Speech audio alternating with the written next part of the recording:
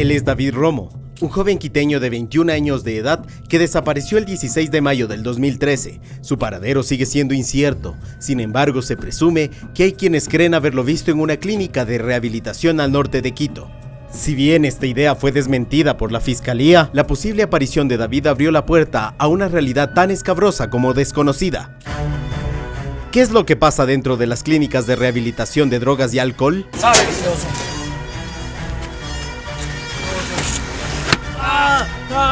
¡Ya! ¡No estoy enfermo! ¡No estoy enfermo! Él es Roberto, un joven con problemas de adicción a sustancias como el alcohol y la cocaína, a quien sus padres internaron en un supuesto centro de rehabilitación. Empecé a consumir drogas desde muy pequeño, desde muy joven. En ese momento lo vi como un secuestro, o sea, ¿dónde me llevan? ¿Qué quieren hacer? Nos comenta su traumática experiencia en este lugar. Si alguno de los internos no estaba de acuerdo o no hacía algo, ya venía el castigo físico. Nos daban un palazo así para seguir corriendo. Y relata cómo eran los castigos para sus compañeros de tratamiento. Todo el día les tenían así drogados, les botaban a la piscina, nos encerraban en los cuartos, les empezaban a dar con tablas, con palos, así. Había gente que muchas veces se desmayaba porque ya el cuerpo ya no soportaba.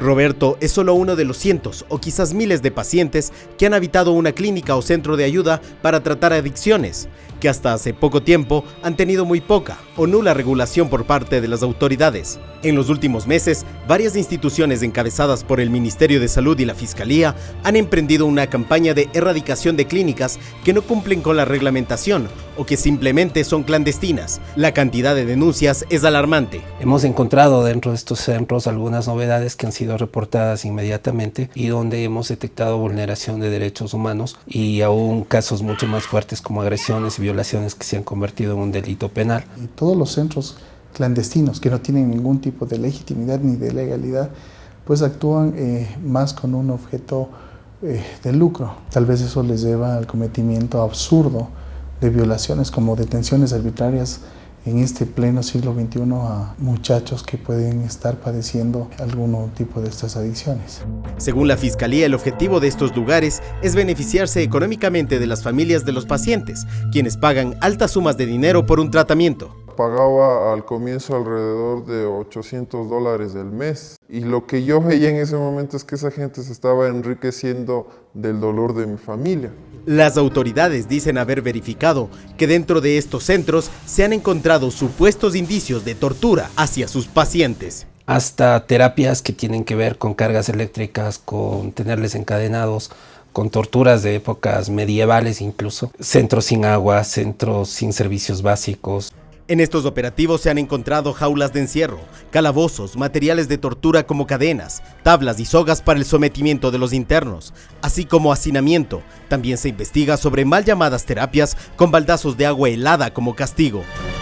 Así también camales clandestinos de donde presumiblemente se obtenía comida descompuesta para ser suministrada. Y casi como una constante, medicamentos caducados y sin el respaldo de los recetarios médicos. Nunca te esperas tener 21 años, ser una buena chica, una buena estudiante y un buen ejemplo de hija y lo máximo que todo padre puede tener y que te pase eso, ¿verdad? A sus 22 años, Viviana fue secuestrada y llevada a un centro de terapia por encargo de sus padres. Según ella, a pesar de no tener ninguna adicción, en este lugar, nos dijo, fue permanentemente sedada por médicos tratantes. En contra de mi voluntad y aparte me están diciendo que me tome la pastilla. Eso fue lo primero que me dijeron, mira, tómate esta pastilla. Estaba dependiendo de esos medicamentos que me daban. No podía dormir sin las pastillas, ya era como normal. Es un secuestro, es una tortura química, psicológica. Realmente las torturas a las que fueron sometidas las personas que estuvieron recluidas en estos centros son absolutamente violatorias de los derechos humanos, de los derechos básicos. Como país no podemos permitir que esto suceda. Como mencionaba el señor fiscal, más de 500 personas involucradas en este tipo de centros que están en un proceso de juzgamiento. Yo estoy consciente de que uno no viene haciendo cosas buenas, pero tampoco es para que se nos trate de esa manera, o sea, porque no por drogadicto uno pierde derechos.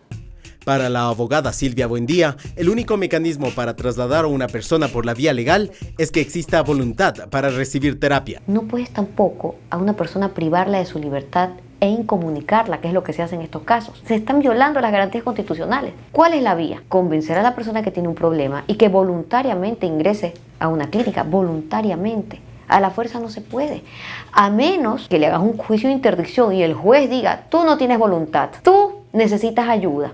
Y yo soy un juez y mediante esta sentencia te voy a obligar a ti a recibir tratamiento porque es un problema para ti y para tu entorno. Bueno, eso es otra cosa. Hasta la fecha, en el 2013, han sido clausurados alrededor de 50 centros de rehabilitación, de los cuales, en 13 de ellos, se presumen que se incluían maltratos y abusos a sus pacientes. ¿Pero qué le sucede a una persona que ha sufrido algún tipo de tortura? Para los directores del centro de rehabilitación volver a empezar, este tipo de terapias podrían ser contraproducentes. En donde pueda eventualmente existir maltratos, va a ocasionar resentimiento. Y un sistema que implique sufrimiento no va a poder brindar a la sociedad, a las familias y a las personas mismas un servicio que les lleve a la tranquilidad y a la paz interior. Sería un detonante para que vuelvan a consumir lo que venían haciendo antes de entrar a estos centros en donde existen atropellos en contra de los derechos humanos. En este centro aseguran no internar pacientes en contra de su voluntad. Entonces, ¿a quién sí se recibe? En nuestro caso está alrededor del 70% de las personas que se encuentran actualmente en términos de voluntariedad y un 30% aproximadamente en términos de orden médica. Sin embargo, las técnicas y el abordaje que hace el equipo ha hecho que las personas que han ingresado por orden médica al poco tiempo puedan asumir la voluntariedad del tratamiento. A más de continuar con la clausura de este tipo de lugares en todo el país, el Ministerio de Salud plantea abrir nuevos centros de ayuda, pero a cargo de esta cartera de Estado. Y en respuesta a esto, el Ministerio de Salud en las próximas semanas hará apertura ya su centro especializado donde se traten este tipo de adicciones con equipo técnico totalmente comprobado. El primero será en Quito y a partir del próximo año empezarán a funcionar en distintas ciudades. Además, en pocos días, el Ministerio de Salud publicará en su sitio web un listado con los centros de rehabilitación aprobados y regularizados. Quizás las clínicas clandestinas son solamente la punta de un iceberg que tiene raíces mucho más profundas en todo el país. El alcoholismo y la drogadicción son una preocupación constante que vulnera las más delicadas fibras sociales. Fue mi droga de predilección el alcohol y luego fue apareciendo la cocaína en mi vida. Hoy por hoy es la droga de predilección. Esteban está en un centro de ayuda desde hace algunos meses y ha aprendido a encarar su problema con terapias adecuadas. Pensaba que el consumo de alcohol era para mí algo normal. Ahora realmente con las terapias y con todo el tratamiento que he recibido, hoy puedo de alguna manera poder canalizarlo de cierto modo que yo no me hago daño exactamente. La regularización de los centros de rehabilitación legales y clandestinos es un paso indispensable que se debe seguir promoviendo. Si usted conoce de irregularidades, comuníquese con el Ministerio de Salud o la Fiscalía. No olvidemos que el problema radica en la desinformación dentro de familias desesperadas por sus seres queridos, que caen en manos de gente inescrupulosa y mercaderes del dolor ajeno.